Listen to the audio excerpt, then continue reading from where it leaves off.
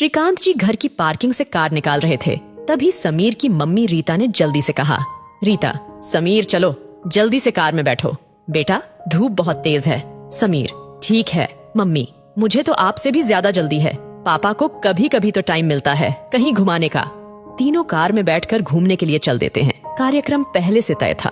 पहले water park जाएंगे, फिर बाहर अच्छे से रेस्टोरेंट में खाना खाएंगे, उसके बाद शाम को मूवी देखेंगे। तीनों वाटर पार्क पहुंच जाते हैं। टिकट ऑनलाइन बुक थे, इसलिए ज्यादा परेशानी नहीं हुई। उसके बाद कपड़े चेंज करके पानी में उतर गए। कई तरह की राइड समीर और पापा ने की। रीता को डर लगता था, इसलिए वे दूर से ही आनंद ले रही थीं। उसके बाद तीनों पानी के बड़े से मैदान में गए, जहां ऊपर से बारिश की तरह पानी गिराया जा रहा था। तेज म्यूजिक बज रहा था, सब डांस कर रहे थे। तीनों घंटों भीगते रहे। रीता, अब हमें चलना चाहिए, समीर बहुत देर से भीग रहा है, कहीं जुकाम ना हो जाए। श्रीकांत जी, हाँ बेटा, तुम्हारी मम्मी ठीक कह रही हैं, जल्दी चलो। तीनों चेंजिंग रूम से कपड़े चेंज करके बाहर आ जाते हैं। तब तक दोपहर के 3 बज चुके थे। बहुत भूख लग रही थी। वे जल्दी से कार की ओर बढ़ जाते हैं। कार में बैठकर रेस्टोरेंट की ओर चल देते हैं। रास्ते में कार एक जगह जाम में फंस जाती है। कार की विंडो से समीर बाहर की ओर देख रहा था। वहां उसे कुछ बच्चे सड़क के किनारे बैठे दिखाई दिए, शायद भीख मांग रहे थे। समीर ने ध्यान से देखा तो पता चला पास ही में एक बर्गर चाट बेचने वाला ठेला लगाए खड़ा था।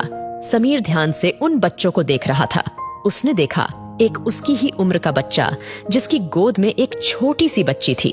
वह बार बार उस बच्ची को अपने साथ बैठे बच्चे की गोद में देकर उस ठेली वाले के पास जाकर खड़ा हो जाता और चाट खा रहे लोगों से पैसे मांगने लगता, लेकिन सब उसे भगा देते थे। गर्मी में धूप में नंगे पैर वह तपती हुई जमीन पर एक पैर ऊपर करता, फिर दूसरा पैर ऊपर करता। इस तरह पैर बदल बदल कर पैरों को जलने से बचा रहा था।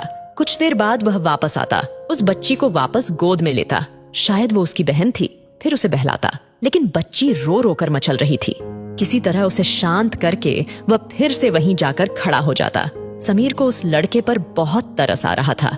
वह उसकी मदद करना चाहता था, लेकिन उसकी मम्मी रीता गरीबों से नफरत करती थी। पापा बहुत समझदार थे, वह बहुत दयालु भी थे, लेकिन मम्मी किसी को एक भी रुपया भीख में नहीं देती थी। समीर ने गियर पर हाथ रखे पापा के हाथ पर हाथ रख उन्हें इशारा किया। श्रीकांत जी भी बाहर देखने लगे। कुछ ही देर में उन्हें सब समझ आ गया। तभी उन्हें एक उपाय सूझा। श्रीकांत जी, भाई रीता, लगता है रेस्टोरेंट तक पहुंचते पहुंचते तो खाना भी खत्म हो जाएगा और हम भूखे रह जाएंगे। ऐसा करते हैं, यहीं ठेले पर कुछ खा लेते हैं।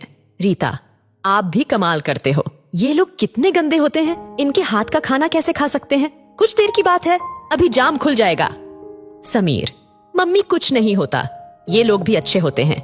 ऐसे तो मैं इतने बड़े स्कूल में पढ़ता हूँ, उसकी कैंटीन में कई बार खाने में काकरोच निकल चुका है। रीता, अच्छा, पहले क्यों नहीं बताया? मैं कल ही प्रिंसिपल से शिकायत करती हूँ। श्रीकांत जी, चलो ना, थोड़ा सा खा लेते हैं, मैं गाड़ी साइड में लगाता हूँ। रीता के जवाब का इंतजार किए बगैर उन्होंने गाड़ी साइड में लगा दी और तीनों चाट खाने पहुंच गए। चाट वाले को बनाने के लिए बोल दिया। तभी वह लड़का फिर से उनके पास आ गया। समीर, तुम्हारा क्या नाम है? क्या चाहिए तुमको? छोटू, भैया, नाम तो मेरा राजा है, पर सब छोटू कहकर बुलाते हैं। मैं और मेरी बहन, वो जो उसके पास है, दोनों भूखे हैं। रीता, समीर, मैंने मना किया है ना, ऐसे लोगों से बात मत किया करो। श्रीकांत जी, ओहो रीता, बच्चा है, तुम भी कमाल करती हो। भैया, इसके लिए भी एक चाट का पत्ता लगा दो, लेकिन तुम्हारी बहन तो बहुत छोटी है, वह यह सब नहीं खा पाएगी। छोटू साहब, चाट रहने दीजिए, कुछ पैसे दे दीजिए, उसके लिए दूध ले लूंगा।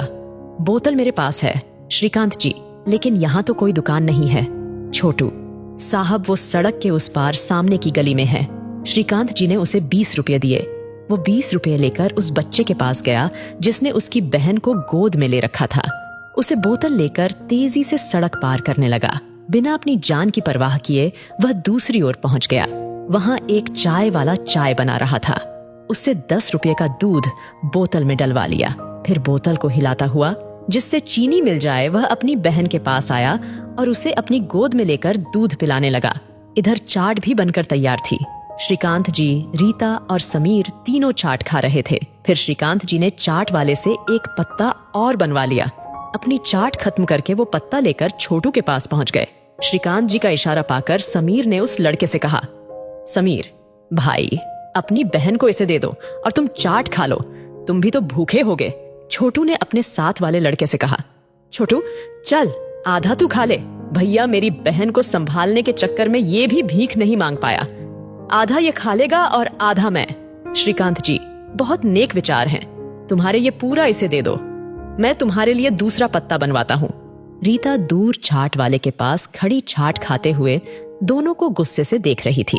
श्रीकांत जी एक और चाट का पत्ता बनवा लाए। श्रीकांत जी ला अपनी बहन को मुझे दे, इसे हम संभालते हैं, तू भी खा ले। समीर और श्रीकांत जी उसकी बहन को दूध पिलाने लगे। चाट खाकर छोटू बोला, छोटू साहब आप बहुत अच्छे हैं, आपने मुझे 20 रुपये दिए, इससे तो शाम के दूध का भी इंतजाम हो जाएगा। आपका बहुत शुक्रिया। समीर लेकिन छोटू कल क्या होगा? छोटू भैया भगवान ने जैसे आज आपको भेज दिया वैसे ही कल किसी और को भेज देंगे। छोटू की बात सुनकर समीर गहरी सोच में डूब गया। उसे उनके कल की चिंता सता रही थी।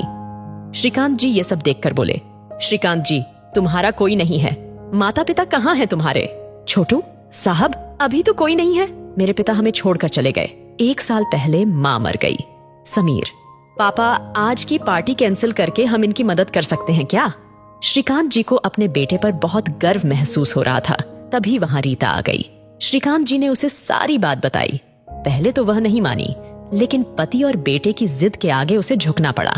श्रीकांत जी दोनों बच्चों और उस छोटी सी बच्ची को कार में बिठाकर मार्केट पहुंच गए। वहां उन्हें नए कपड़े दिलवाए, चप्पलें दिलवाई। तभी उन्हें कुछ याद आया। उन्होंने अपने एक मित्र को फोन किया। उससे बात करने के बाद उन्होंने बहुत खुशी जताते हुए कहा, श्रीकांत जी बेटा मैंने इनके रहने खाने का इंतजाम एक एनजीओ में कर दिया है, वो इनका बहुत ख्याल रखेंगे, इन्हें पढ़ाएंगे।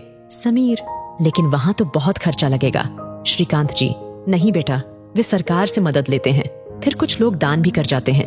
अभी वे लोग आ रहे हैं इन्हें लेने, और कल मेरे साथ चलना, हम भी 10,000 रुपये उनके कार्यालय में जमा करा देंगे। रीता इसकी क्या जरूरत है, फालतू पैसा लुटा रहे हो। श्रीकांत जी तुम नहीं समझोगी, अगर मेरा बेटा बस पार्टी में जाता, वहां की सीख अपनाता, तो बड़े होकर ये भी बस पार्टी ही करता। आज इसने पार्टी के पैसे एक नेक जगह खर्च करवाए, किसी की मदद की, इससे बड़ी खुशी नहीं हो सकती।